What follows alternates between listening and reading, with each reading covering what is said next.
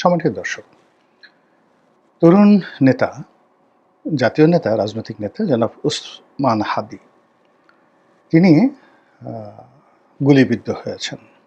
অজ্ঞাতনামা সন্ত্রাসী, আততায়ী অথবা অন্য যেকোনো দেশি বিদেশি শত্রু হতে পারে। তারা হতে পারে গণতন্ত্রের শত্রু, তারা হতে পারে দেশের শত্রু, বিদেশি শত্রু, তারা হতে পারে কোনো গুপ্ত সংস্থা, গোয়েন্দা সংস্থা, এমনকি জনাব হাদীর যে রাজনৈতিক সংগঠন, সেই সংগঠনের তার প্রতি যারা বিক্ষুব্ধ তাদের দ্বারাও তিনি গুলিবিদ্ধ হতে পারেন। এর কারণ হলো যে তার আপনজন, একান্ত আপনজন, তারা নিজেদের মুখে বলেছেন জনাব হাদীর এই গুলিবিদ্ধ হওয়ার ঘটনায় তারা সবাইকে সন্দেহ করছেন, সন্দেহের বাইরে কেউ নেই। এখানে জনাব হাদী এই গত 14 মাস ধরে বাংলাদেশের একজন আলোচিত, সমালোচিত, বিতর্কিত রাজনৈতিক ব্যক্তিত্ব। সবকিছুর ঊর্ধ্বে যে জিনিসটি আমাদেরকে নাড়া দেয় সেটি হলো তার একটি ব্যক্তিগত সহজ সরল স্বাভাবিক জীবন ছিল, যেটি এখন প্রকাশিত হয়ে গেছে। আমার সৌভাগ্য হয়নি তার সঙ্গে কখনো কথা বলার, কিংবা তার সঙ্গে সরাসরি মুখোমুখি দেখা হওয়ার কখনো সুযোগ হয়নি। টেলিভিশনে তাকে দেখেছি, তার বক্তব্য শুনেছি। তো তার বক্তব্য প্রদানের ক্ষেত্রে বা প্রতিপক্ষকে ঘায়েল করার ক্ষেত্রে, জনগণকে উত্তেজিত করার ক্ষেত্রে যে কজন তরুণ প্রজন্মের নেতা এই গত 15 মাসে আমাদের সামনে এসেছে, নিঃসন্দেহে তাদের মধ্যে জনাব হাদী একেবারে সম্মুখ সারির। তার রাজনৈতিক ভবিষ্যৎ কি আছে বা কি হতো সেটা মুখ্য বিষয় না। মূল ব্যাপার হলো জুলাই আগস্ট বিপ্লবের পর অলমোস্ট প্রায় 20-25 জন মেধাবী তরুণ নেতৃত্ব আমাদের সামনে এসেছে। এদের অনেকের বিরুদ্ধে অনেক বদনাম এসেছে, দুর্নাম এসেছে। তুলনামূলকভাবে যে কয়জন এখনো পর্যন্ত যাদের বিরুদ্ধে কোনো আর্থিক কেলেঙ্কারি বা দুর্নীতির অভিযোগ আসেননি, তাদের মধ্যে হাসনাত আবদুল্লাহ এবং এই ওসমান হাদী অন্যতম। তো জনাব ওসমান হাদী তার যে এই গুলিবিদ্ধ হওয়াটা, এটা এই সময়ের সবচেয়ে আলোচিত ঘটনা। পুরো দেশ রীতিমতো স্তম্ভিত, একে অপরের দিকে সন্দেহের তীর ছোড়াছুড়ি চলছে। সবাই, বেশিরভাগ মানুষই মনে করছে যে মূলত রাজনীতির মাঠকে ঘোলা করার জন্য তৃতীয় কোনো শক্তি এই দুর্ঘটনা ঘটিয়েছে। এখন তৃতীয় শক্তি বলতে বোঝাচ্ছে যে এখানে ক্ষতিগ্রস্ত হয়েছেন জনাব হাদী। দ্বিতীয় শক্তি হলো যে এই হাদীর গুলিবিদ্ধ হওয়ার মাধ্যমে যারা বেনিফিটেড হবেন, যাদের লাভ হবে, তারা হলো দ্বিতীয় পক্ষ। আর তৃতীয় পক্ষ হলো যে দ্বিতীয় পক্ষ যাদেরকে ভাড়া করেছে এই অপকর্মটি ঘটানোর জন্য। এখানে একটা বিষয় একেবারে খুবই প্রণিধানযোগ্য, সেটি হলো জনাব ওসমান হাদীকে যে বা যারা গুলি করেছে তারা প্রফেশনাল, দক্ষ কিলার বা দক্ষ শুটার। এবং এখানে একাধিক শ্যুট হয়েছে বলে মনে হচ্ছে না, একটা মাত্র গুলি একেবারে নিশ্ছিদ্র লক্ষ্যবস্তুতে আঘাত এনেছে। এবং এখন পর্যন্ত এই গুলি উদ্ধার হয়েছে, এই গুলি কি স্নাইপার রাইফেলের নাকি পিস্তলের, এই বিষয়গুলো আমরা এখন পর্যন্ত বুঝতে পারিনি। 2 নম্বর হলো যে এখানে দৃশ্যের পেছনে দৃশ্য থাকতে পারে। যেমন দেখা গেল যে একটি গ্রুপ এখানে পিস্তল উঁচিয়ে ক্যামেরার সামনে ধরা পড়েছে বা তাদেরকে ধরিয়ে দেওয়া হয়েছে। আর দৃষ্টিভঙ্গি যখন বা মানুষের দৃষ্টি যখন এই হুন্ডায় করে চড়া বা মোটরসাইকেলে পিস্তল উঁচিয়ে গুলিরত এই আততায়ীর দিকে, ঠিক সেই সময়টিতে হয়তো পেছন থেকে কেউ গুলি করেছে। এখানে আপনি চিন্তা করুন যে যেভাবে মোটরসাইকেলটি যাচ্ছিল আর ওসমান হাদী যেভাবে পাশে বসেছিল।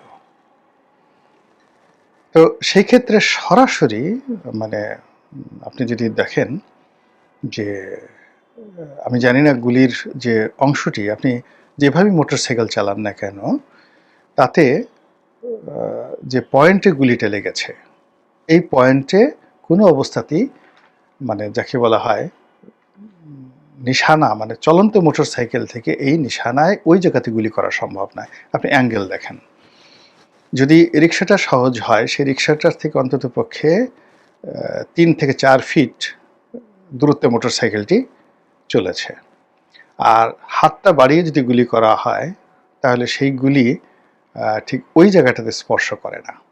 এটা আমার কমন সেন্স, আমি মিলিটারি বিশেষজ্ঞ নই, জাস্ট দৃষ্টিতে আমার সেটা মনে হয়েছে।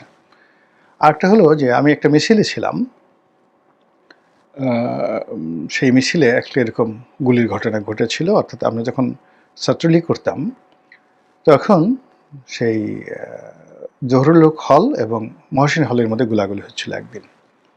আপনাদের মনে আছে যে জহুরুল হলের ভিপি বিখ্যাত ছাত্রনেতা জনাব চুন্নু তিনি নিহত হয়েছিলেন। ওই দিন আমি একেবারে ওই মিছিলে ছিলাম, ঘটনার চাক্ষুষ সাক্ষী। আমার চোখের সামনে এই ঘটনাটা ঘটেছে। এখন আমরা সবাই মিছিলে যাচ্ছিলাম, তো যারা ছাত্রলীগের সামনের সারিতে ছিলেন চুন্নু ভাই সহ সব মিলিয়ে সকল ওখানে 50 জনের মতো লোক ছিল, এর মধ্যে 10 থেকে 15 জন লোক তারা সবাই অস্ত্রধারী ছিল। জহুরুল হল থেকে বের হয়ে আমরা 20 থেকে 25 গজ মানে মেইন রোডের কাছাকাছিও যেতে পারিনি, এমন সময় হঠাৎ করে চুন্নু ভাই পড়ে গেল। তাহলে বোঝার চেষ্টা করুন, যদি গুলি সেই সামনে থেকে আসতো তাহলে ওনারা তো মহসিন হলের দিকে আসছেন, তাহলে গুলি ওনার কপালে লাগবে, পেছন দিয়ে বের হবে। কিন্তু সমস্যা হলো যে দেখা গেল যে গুলি লাগছে পেছন দিক থেকে আর বের হয়ে গেছে কপাল দিয়ে। ইট মিনস ওই মিছিলের মধ্যেই আততায়ী ছিল। এখন সেটা ছাত্রলীগের অভ্যন্তরীণ কোণে এই ঘটনা ঘটতে পারে, অথবা তাকে দুনিয়া থেকে সরিয়ে দেওয়ার জন্য হয়তো কোনো এজেন্সির ওই সময় এরশাদ শাহের কোনো এজেন্সির লোক ওখানে একেবারে ডাইরেক্ট শুটার নিখুঁত মানে এমনভাবে গুলি করা হয়েছে, গুলি করার পর মাথার পেছনের দিক থেকে গুলি করে 2 চোখের মধ্যে একেবারে কপাল, যেখানে আমরা রীতিমতো কপাল বলি, এই জায়গার খুলিটা উড়ে গেছে। মানে আপনি যদি মাপ দিয়ে দেখেন যে 1 ইঞ্চি এদিক ওদিক না, 2 চোখের মাঝামাঝি জায়গাতে কপালে এখানে গুলি হয়ে বড় একটা প্রায় 2.5 ইঞ্চি 3 ইঞ্চির মতো ছিদ্র করে সেখান থেকে বের হয়ে গেছে। এখন ওই সময়টাতে টেকনোলজি এরকম ছিল না বা প্রশ্ন করা এরকম ছিল না, কিন্তু বিতর্ক ছিল যে এটা মহসিন হলের ছাত্র দলের পক্ষ থেকে যে গুলি করা হচ্ছিল সেই গুলিতে যদি হতো তাহলে ওইভাবে মরতেন না তিনি। আর এখানে যেটা মনে হলো তাতে মনে হলো যে একেবারে পিছনে ঠিক 3 ইঞ্চি 4 ইঞ্চি দূর থেকে এই গুলি করা হয়েছে। এবং অবাক করার ব্যাপার হলো যে আমরা যারা ওই মিছিলে ছিলাম যখন গোলাগুলি শুরু হলো আমরা কিন্তু সবাই ওখানে বসে পড়লাম, এবং টোটাল ঘটনাটা ঘটেছিল 30 সেকেন্ডের মধ্যে, এবং এটা যেহেতু আমরা কোনো কল্পনাই করতে পারিনি, ফলে এই 30 সেকেন্ডের মধ্যে গুলিকে সামনে থেকে এলো না পেছন থেকে এলো ওটা আমাদের কারোর চোখে পড়েনি, কে গুলি করলো। তো এখানে হাদির ক্ষেত্রে এই যে ঘটনাটা ঘটেছে, এখানে আমার সেই অভিজ্ঞতা দিয়ে মনে হয় খুব কাছে থেকে গুলি করা হয়েছে, টার্গেট কিলিং করা হয়েছে। এবং আমরা যেভাবে মোটরসাইকেলের ঘটনা দেখছি এখান থেকে আসলে এইভাবে গুলি করে এত নিখুঁতভাবে মস্তক ভেদ করা সম্ভব নয়, অসম্ভব একটা বিষয়। তো যাই হোক, এটা নিয়ে তদন্ত চলছে, তদন্তে কি হবে না হবে সেটা পরের ব্যাপার। খুনি দেখে গ্রেপ্তার করার জন্য 50 লাখ টাকা পুরস্কার ঘোষণা করা হয়েছে, এবং সেই খুনের যাকে বলা হয় সুষ্ঠু তদন্তের জন্য সরকারের বিরুদ্ধে সকল ছাত্র সংগঠন, বিশেষ করে জুলাই আগস্ট বিপ্লবের যারা পক্ষের লোক তারা প্রাণান্ত চেষ্টা করছে। রাজনৈতিক দলগুলো পরস্পর কাদা ছোড়াছুড়ি করছে, তরুণরা তাদের আবেগ দেখাচ্ছে। এবং ডক্টর মোহাম্মদ ইউনূস তিনি নিজের মুখে বলেছেন যে জনাব হাদির এই যে গুলিবিদ্ধ হওয়া এটা নির্বাচন বানচাল হওয়ার চক্রান্ত। এখন পর্যন্ত আমরা সেটা আমি এই ভিডিওটা করছি শনিবার দিন, আর জনাব হাদি গতকাল অর্থাৎ শুক্রবার দিন তিনি গুলিবিদ্ধ হয়েছেন। তো আজকে শনিবার পর্যন্ত যে খবরাখবর, তাতে সারা বাংলাদেশের কোথাও নির্বাচন বিঘ্নিত হতে পারে, নির্বাচনের ট্রেন্ড থেমে গিয়েছে, এরকম কোনো ঘটনা নেই। তিনি এভার কেয়ার হাসপাতালে চিকিৎসারত অবস্থায় আছেন। তার স্বাস্থ্য নিয়ে হাসপাতালের কর্তৃপক্ষ বিবৃতি দিচ্ছেন। আর ওখানে বেগম জিয়াও যেহেতু আছেন এসএসএফের কঠোর প্রহরা, ফলে ওটা নিয়ে আপাতত ধীরে ধীরে মানুষের যে আবেগ উচ্ছ্বাস, সেই হাসপাতাল কেন্দ্রিক আবেগ উচ্ছ্বাস যেটা ঢাকা মেডিকেলে থাকলে হতো, এটা এখন এভার কেয়ার কেন্দ্রিক হবে না।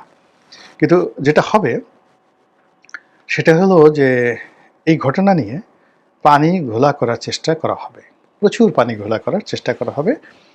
কিন্তু আমার কাছে যেটা মনে হচ্ছে যে নির্বাচন নিয়ে এখন মানুষের যে আশা আকাঙ্ক্ষা, কিংবা দেশের যে চলমান অর্থনৈতিক সমস্যাগুলো রয়েছে সেগুলো, আন্তর্জাতিক যে সমস্যাগুলো রয়েছে, এবং there are many unseen events awaiting, অপেক্ষা করছে অনেক অদৃশ্য, যাকে বলা হয় বালা মুসিবত। তো সেইগুলো প্রতিদিনই আমাদের যে দেশের রাজনীতি, অর্থনীতি সব মিলিয়ে এটাকে একটা অস্থির অবস্থার মধ্যে ফেলে দিয়েছে। ওসমান হাদির এই গুলিবিদ্ধ হওয়ার ঘটনা অনেকের মনে ভয় ধরিয়ে দিয়েছে, এতে কোনো সন্দেহ নাই। তরুণ যারা বিপ্লবী আছেন, অনেকে অশ্রুসিক্ত, অনেকে হতোদ্যম, এবং এরকম একটা পরিস্থিতি যখন ঘটে, তাও আবার ইলেকশনের এই মুহূর্তে, যে যতই বড় কথা বলুক না কেন যে রক্তের বদলা নেব, তারপরে এক হাদি গেলে তাতে কি হবে, 100 হাদি জন্ম নেবে, আসলে হাদি একজনই জন্ম নেয়, আবু সাইদ একজনই জন্ম নেয়। এরকম বিপ্লবী, এরকম সাহসী, এরকম দুর্নির্বার লোক খুব অল্প, খুব অল্প। তো যার জন্য এটা আর হবে না। তাকে বাঁচিয়ে রাখাটা আমাদের জন্য দায়িত্ব এবং কর্তব্যের মধ্যে ছিল। তাকে হুইপিং করা, তাকে সাজেশন দেওয়া, বা তাকে ভালো পথে রাখা, যে যতটুকু বিতর্ক তাকে নিয়ে হয়েছে, এইটা ইচ্ছা করে আমাদের যারা সিনিয়র নেতৃবৃন্দ তার সঙ্গে আছেন, তারা তাকে বুঝালেই এই জিনিসটা পারা যেত। এর কারণ হলো বিপ্লব এমন একটা জিনিস, বা অভ্যুত্থান এমন একটা জিনিস, সেই অভ্যুত্থানে যারা সফল হন তারা অনেকটা পাগলা ঘোড়ার মতো হয়ে যান। এটা কেবল বাংলাদেশে নয়, সারা পৃথিবীতেই সবাই এই ঘটনা ঘটে, এবং আজকে নয়, যুগে যুগে যারা বিপ্লবে, যে কোনো বিপ্লবের যারা নায়ক থাকেন, তারা মানে অনেকটা সেই নজরুলের বিদ্রোহী কবিতার মতো, তাদের সামনে কোনো কিছু, কোনো বাধা আসলে তারা সেটাকে কেয়ার করতে চান না। তো সেক্ষেত্রে জনাব হাদি এবং অন্যান্য যে সকল তরুণ নেতৃত্ব রয়েছেন, তাদের সকলের প্রতি আমাদের দায়িত্ব এবং কর্তব্য রয়েছে। তাদেরকে সমালোচনা না করে তাদেরকে ইন্সপায়ার্ড করা, ভালো কথা বলা, তাদেরকে সাজেশন দেওয়া। কিন্তু আমরা সেগুলো না করে আমাদের মধ্যে যে সকল ধান্দাবাজ, ধড়িবাজ লোকজন আছে, আমরা এই তরুণদেরকে ব্যবহার করার চেষ্টা করেছি। অনেকে বিভিন্ন গুপ্ত জায়গা থেকে নানা রকম গুপ্ত কর্মে এই তরুণদেরকে ব্যবহার করেছি। অনেকে প্রকাশ্য থেকে এদেরকে নিজেদের হাতিয়ার রূপে, ঢাল রূপে ব্যবহার করার চেষ্টা করেছি। এদেরকে ব্যবহার করেছি, এদের মাধ্যমে ফায়দা লুটেছি, এবং এদের অনেকের চরিত্রে আমরা কিন্তু কালিমা লেপন করে দিয়েছি। আদারওয়াইজ 15 মাস আগে বলতে গেলে সবাই ছিল দেবশিশুর মতো। 15 মাস আগে শেখ হাসিনার জামানাতে তারা কেউ ঘুষ খাবেন, দুর্নীতি করবেন, জোরে কথা বলবেন, মানুষের সাথে বেয়াদবি করবেন, বা এই গত 15 মাসে তাদের বিরুদ্ধে যে সকল অভিযোগ এসছে, এই জিনিসগুলো কল্পনাই করা যেত না। ফলে আমাদের এই মাটি, আলো, বাতাস আমাদের অনেক সম্ভাবনাকে নষ্ট করে দেয়। তো হাদির জীবনে যে দুর্ঘটনাটা ঘটেছে, আল্লাহ রাব্বুল আলামিন তাকে শেফা দান করুন, তিনি ফিরে আসুন, এবং তার যে সকল সহযোদ্ধা যারা আছেন তারা নিরাপদ থাকুন আমাদের এই দেশে, সুস্থ থাকুন, নিরাপদ থাকুন, এবং বিপ্লবের বিমূর্ত প্রতীক হিসাবে ইতিহাস না হয়ে জীবন্ত কিংবদন্তি হয়ে আমাদের মাঝে তারা প্রেরণা দানকারী রূপে থাকুন।